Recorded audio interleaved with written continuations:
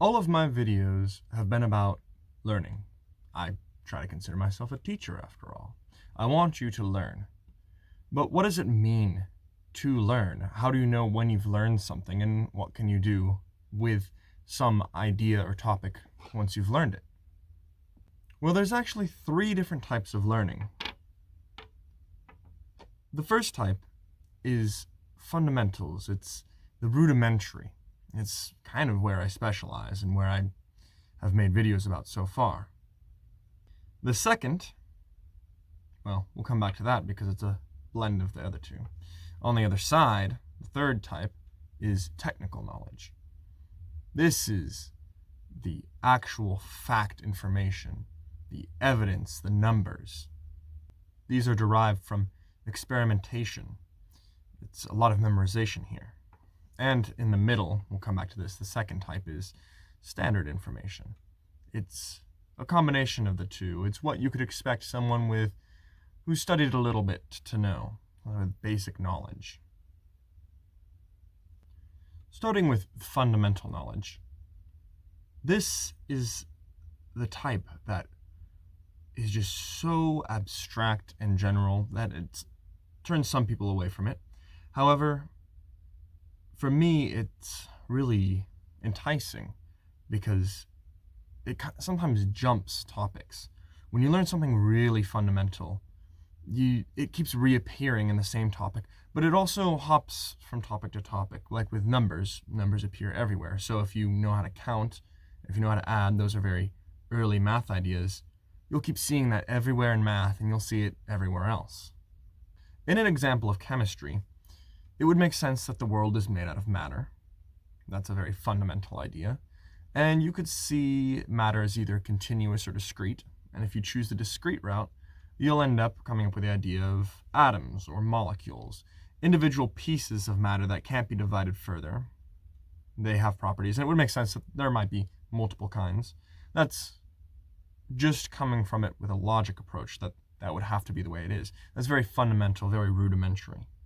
And then, of course, you can know that there's hydrogen and oxygen, and that's still pretty rudimentary knowledge. With standard knowledge, this is where you are actually being able to have conversations. This is what you'd find in a 101 class. If you walked up to somebody and said, "Hey, do you know a bit of biology?" and they said, "Yeah," you can talk with this type of information and expect them to know it, even if you don't know how much they know or how much they've specialized in. This is where pop science tends to preside in. There's interesting facts here that you can learn relatively easily without having to know about the very nitty-gritty, and anyone can pick up reasonably well. Once you get a good sense of the standard knowledge, then you can continue on from there. You can learn more. You could kind of see how that can apply to different fields. If you have a favorite animal, you probably have some pretty standard knowledge about them. Like the cheetah is the fastest land animal. You probably know more about your favorite animal, a more standard approach, than somebody else would. They would probably just have the fundamental or essential knowledge of that animal. In relation to chemistry, you would probably know that hydrogen and oxygen fit together to make water. And that water has a lot of useful properties, has a sort of bend in it. That causes it to form crystals when it freezes, obviously ice. You would know enough to talk about water in a scientific way to another person who's studying chemistry. When you get to technical knowledge, you're getting a sense of the numbers. You're getting into the nitty-gritty. You're getting into stuff that other people probably don't know about and probably don't care about. You're getting to learn stuff that matters in very specific ways, but could still be very important. You learn technical knowledge through actual experimentation, through actually doing something over and over again until you know it. But like I said, it's just so useful to have sometimes. In chemistry, following our example so far, having technical knowledge means you know the exact angle that the molecule forms. You know exactly when it freezes at different pressures. You know it's how it reacts with other molecules or how it wouldn't react. You probably have a good sense of why they are reacting like that, why the numbers are that way, what it means, and what can change it. You might know certain numbers off the top of your head, and that's technical knowledge. You need all three, though, to be able to hold it up in any particular field. If you're missing one, well, you're going to be very weak.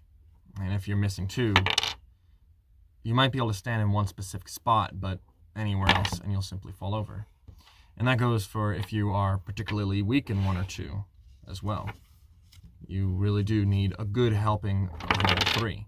You can certainly specialize in one and stay away a little bit from another, but you need to have multiple scopes towards something to really master it, to be able to utilize it in multiple nuanced and impressive ways, to be able to have a conversation with different people, because different people are going to be at a different level of familiarity with it.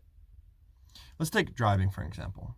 The first thing you might teach somebody is that they need to stay on the right side of the road, they need to know how to steer, they need to know where the gas pedal is. Then, some more standard knowledge is, a car handles a certain way and a truck handles a different way, and they need to watch out for motorcyclists, stop at red lights, go at green, that sort of thing. And then some technical knowledge, which they have to discover along the way. But they're going to find out by themselves when they're driving at 5 p.m. in the summer months that on one specific stretch of road, the sunlight kind of hits them in the face and there's a pothole on the right side, so they should probably change lanes early to be safe. That's just some information in one specific spot that has one specific use that you learn along the way. You do need all three of those, though, to be able to drive. Let's visualize this another way.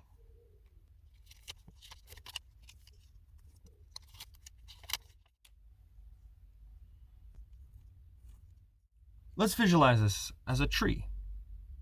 Now, one thing to notice is that there is, let's say, prerequisite knowledge, a different type than the three we talked about. Such as to watch this video, you have to have the prerequisite knowledge of English, because that's the language I'm speaking in. That's the roots, and it's difficult to talk about because what is truly prerequisite? Maybe that's different in topic to topic and person to person. And we're not talking about it right now anyways, so it belongs below the root line. But then you have the trunk and the very first splits. That's where all of the fundamental knowledge is going to lie. Maybe some of it lies up here. As you get into a specific area, there'll be their own little spots. But really, that fundamental, essential, rudimentary knowledge is down here, holding everything up. And in some cases, it does help to know that first. It's not going to mean anything to you if I tell you the angle of the degree between two molecules is 114.5 degrees. That doesn't mean a thing unless you know what molecules are. The next part of this is going to be the standard knowledge. There's a little bit more standard knowledge than there is of fundamental knowledge because it's branching out. There's more areas for it. Here you are in standard knowledge. I can have a conversation with you about it. Maybe if you're cooking, you know that for fundamental knowledge, chicken has to be heated up to a proper temperature for a certain amount of time to be safe. But with standard knowledge, you know that's 165 Fahrenheit. There's going to be a lot more standard knowledge. And you're not going to be able to know it all because, well, there's a lot more. You might not even be able to know all of the fundamental knowledge. So you kind of have to pick which sort of branch you're heading to. There's just too many different branches. Of course, it divides further. Now we're on to technical knowledge. Technical knowledge is, of course, the most varied, the most numerous, the most difficult to get to sometimes. It's knowledge that you have to kind of climb up a ways to get to. There's some over here and there's some over here, so you're not going to be able to get it all. Maybe some of them are very difficult to learn, some at the very top. You can't carry it all. But it's a part of the tree. It's the leaves. We have the roots, and then we have the trunk and the limbs, and then you get to the leaves and fruit. You need all of it. You really do. But you can only collect a few along the way. And you have to leave behind a lot. And this is just one tree. This might represent one field. Of course, you can zoom in more. You could zoom in on just this part and say that there's a lot of fundamental knowledge, and then there's more standard knowledge, and then there's really technical knowledge. If you're talking about one branch, this might be one specific field that there's 100 people who know about this. There's really, this whole idea can be shrunk or expanded upon, depending on what you're talking about and who is going to be working with this tree. But really, you can't learn it all.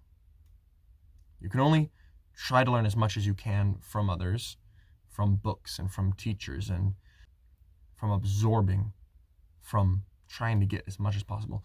And you can try to go out and find your own tree and discover some new fact, actually. That's discovery. It's very important because then you could share it with others, but you're not going to be able to get everything. But learn what you can in a way that gets a little bit of each different aspect and lets you use it in some way, in the way that you want to. That's the important part.